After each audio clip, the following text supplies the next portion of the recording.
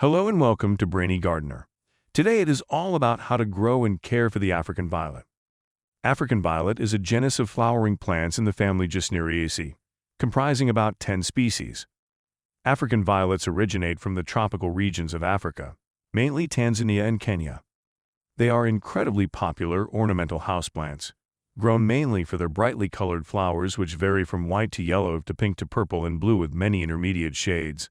Although, as the name might suggest, the most iconic species of these flowering plants produce violet flowers. These plants are considered somewhat difficult to care for, but if you provide your plant with the proper conditions, it will reward you with incredible, long-lasting blooms. It's a good stepping stone if you feel ready to graduate from being an amateur gardener. African violets require a medium amount of bright, indirect light. Figuring out how much light is needed involves trial and error if you've never cared for one of these before. If you're experiencing subpar blooms, adjust light conditions. You can also supplement natural lighting with artificial light as needed. These plants require moist, well-drained soil to grow correctly. It is vital to water the plant in the growing season with lukewarm water.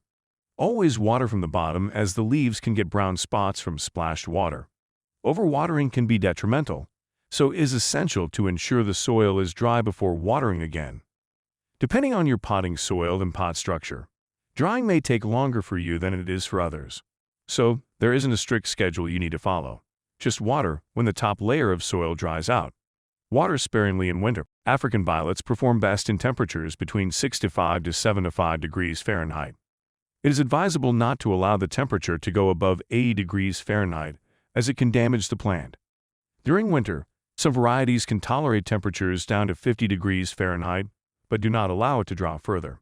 African violet thrives in high humidity levels above 70%.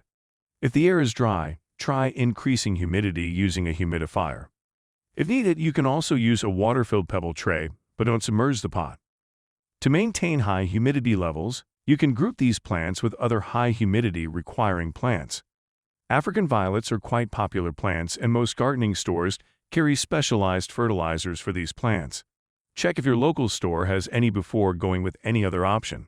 Always add water to the potting mix when a plant is dry to prevent root burn before fertilizing. African violets can be propagated from offsets and leaf cuttings. Adult plants occasionally produce small plantlets or shoots from the side. Remove these and pot these in already prepared pots.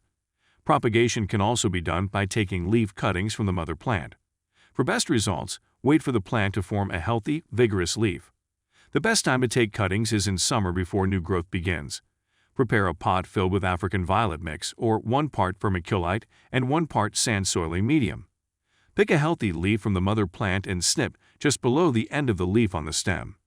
Trim the cut end of the stem and insert it in the already prepared soiling medium. Wait for the roots to form and for growth to begin. African violets like being root-bound and won't flower if frequently disturbed. But if the plant appears congested and the roots are spilling out from the top layer of soil, it's time for a new pot.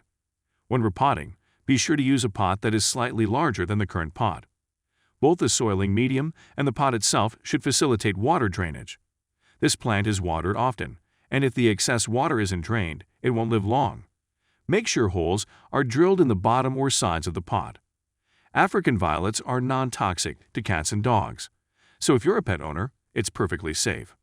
These plants are susceptible to several pests, the most common of which are cyclamen mites and mealybugs. Mealybugs are easily controlled using rubbing alcohol. Just clean off the leaves with a cotton swab. But cyclamen mites are much harder to deal with. As a result, most gardeners prefer to cut off affected plant parts instead of trying pesticide solutions.